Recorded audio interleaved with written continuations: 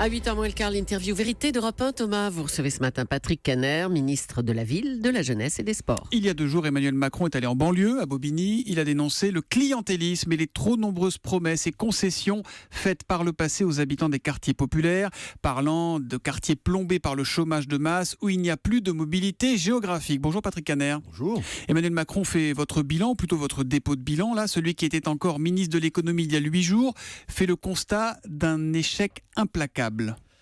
Écoutez, j'aime beaucoup Emmanuel Macron. Nous avons siégé côte à côte au Conseil des ministres.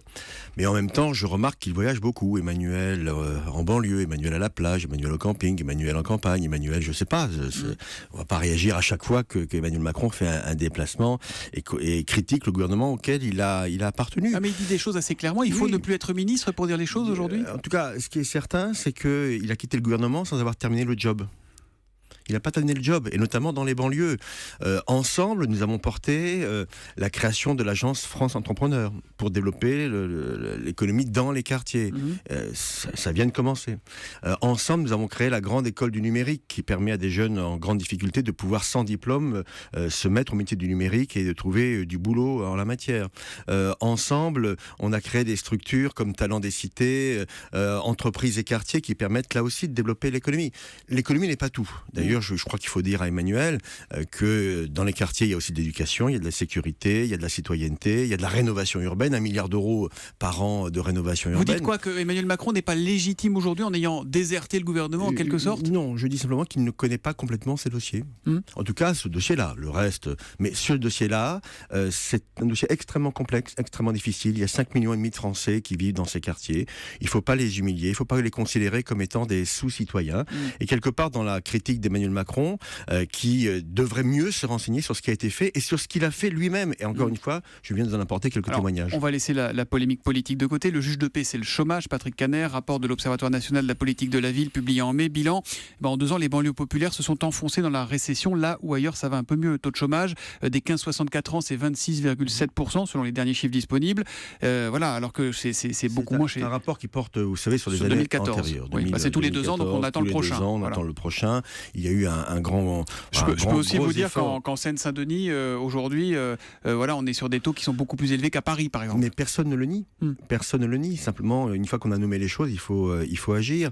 Et il est vrai qu'aujourd'hui, ces quartiers souffrent de ségrégation sur le plan territorial et social. D'ailleurs, le Premier ministre l'a dit lui-même. Apartheid ethnique, territorial et social. Donc, on ne cache pas la vérité, naturellement. Mais ce n'est pas en enfonçant et quelque part en humiliant les quartiers qu'on améliore leur situation. Donc moi, je considère que le travail est en train d'être fait, que c'est un travail qui est long, que le travail des politiques n'est pas le temps des habitants, que les habitants veulent bien sûr que ça aille tout de suite. Vous savez, quand il y a à peu près 1 mois et demi, je vais faire sauter, entre guillemets, une tour à Marseille, eh bien ça a mis 3 ans et demi, parce qu'il a fallu reloger les personnes. Et maintenant, tout le monde considère que cette tour, qui était vraiment un lieu extrêmement de non-droit, eh bien permet de voir ce quartier de Marseille évoluer positivement, malgré les difficultés qu'on connaît aujourd'hui. Est-ce que vous avez le sentiment, Patrick Kanner, qu'en 2016, aujourd'hui, donc, les jeunes de banlieue vivent mieux qu'en 2012 ? François Hollande avait demandé très clairement à être jugé là-dessus. Il avait même redit le soir de son élection. Les jeunes de banlieue, aujourd'hui, sont en difficulté. Ils connaissent un taux de chômage qui est supérieur à la moyenne nationale.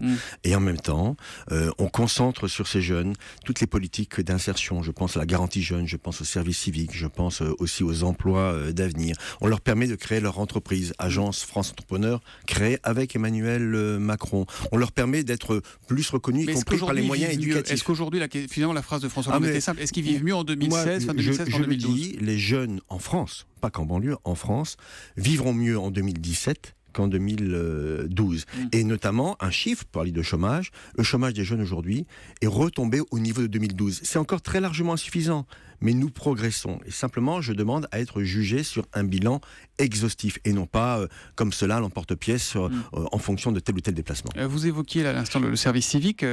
C'est évidemment intéressant à bien des égards, le service civique, mais pour lutter contre le chômage, c'est pas le problème. Les jeunes, ils veulent pas simplement qu'on les occupe et qu'on leur donne une indemnité. Ils veulent un vrai job, construire une carrière. Et ça, ils n'y arrivent pas aujourd'hui. Bien sûr, mais attendez, le service civique n'a jamais été une mesure pour l'emploi. C'est une mesure... Non, mais ça sert à sortir des statistiques de l'emploi des jeunes qui se font leur ça service. sert surtout pour des jeunes de pouvoir se créer des réseaux, de pouvoir investir dans des associations, de pouvoir montrer leur utilité.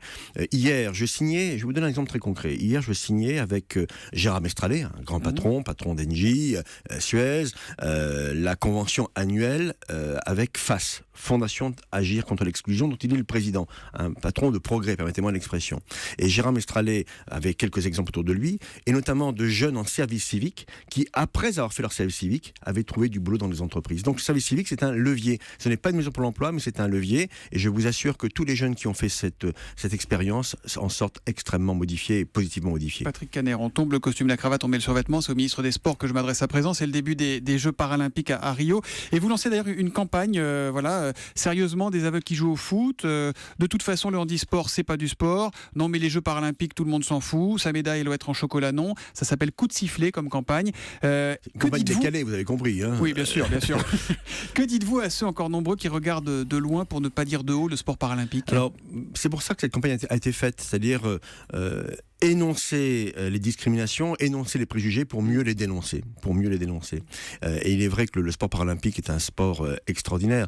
Nous avons donc 126, et merci d'ailleurs d'avoir relié cela depuis ce matin sur votre radio, 126 athlètes exceptionnels qui vont gagner, je l'espère, plus que 45 médailles, c'était leur chiffre. C'est quoi l'objectif alors ? 45 à Londres, 52 à Pékin, là c'est quoi ? Bon, on espère qu'ils seront autour de 60. Allez, 60, autour de 60, allez, je prends un risque et d'être de le top 10 des nations.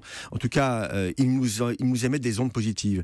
Moi, j'étais avec François Hollande à leur départ le 1er septembre pour Rio. Je peux vous dire qu'ils sont exceptionnels et qu'ils montrent simplement que en France, eh bien, il y a des potentialités et que le handicap n'est en aucun cas une fatalité potentielle. Et donc, on va dire tout simplement pour finir, allez les Bleus. Merci les Bleus. Patrick Caner d'être venu ce matin sur Europe 1.